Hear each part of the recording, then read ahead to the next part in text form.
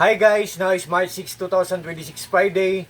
Guys, sa video kong to, i-flex ko na naman again ang aking Nature's Kilotin Gummies. I Protect Zeaxanthin with Vitamin A Supplement, Orange Flavor, 60 gummies, 12 milligrams. Guys, believe me or not guys, ang daming benepisyo po nito. You know why guys? Wait guys ha. Ang purpose po nito, sa mga malabo na ang mga paningin dyan, matanda man or mabata man or ma-adult man or ma-kids man, guys, mag-take tayo or kumain tayo ng gummies. Kung adult, 2 gummies or kung bata, 1 gummy. Before matulog. Para, kasi nagbibigay to ng tulong na maging malinaw ang paningin natin guys. At also, nagbibigay din to ng mahimbing na tulog sa gabi guys. Yan. Believe me or not guys. Oh. Tapos, ang sarap niya guys kasi ang lasa niya is sweet and sour. Yan. At ang mga shapes ng mga gummies guys are mga hearts, mga puso. Oh. 'Di ba guys, oh? Guys, kung nagdadalawang isip kayo, tingnan nyo ang mga reactions, mga comments, mga reviews. Kung maganda tapos mura, mag-order kayo guys para sa sarili nyo or ibigay nyo sa mga mahal nyo sa buhay. Sa mga pwede nyo ibigay nyo sa anak nyo or sa pamangkin nyo, or sa tatay nyo, or sa nanay nyo, daddy, or mommy, anumang tawag nyo, papa or mama, sa grandpa nyo din, or sa grandmother nyo din, yan.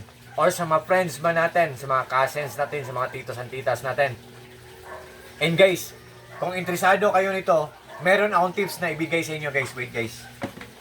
Kung mag-order man kayo guys nito, tingnan nyo ang cup kung may silyo.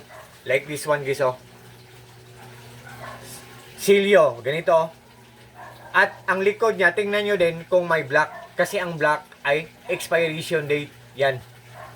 Kung may silyo man, or expiration date, yan ang nagpapatunay na ang natanggap nyo na isang product ay genuine or original, authentic, or legit. Kasi ang dami ding nag-i-imitate nito. Ang daming nag-i-imitate.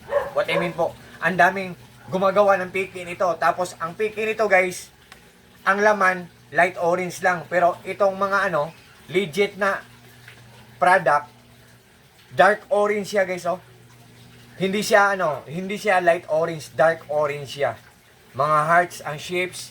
Tapos guys, hindi siya matigas, malambot lang siya. Oh, madali lang to kainin. Tapos, ang sarap niya, ang sarap ng lasa kasi sweet and sour. Oh, dark, hindi siya matigas. Oh. Oh, 'di ba?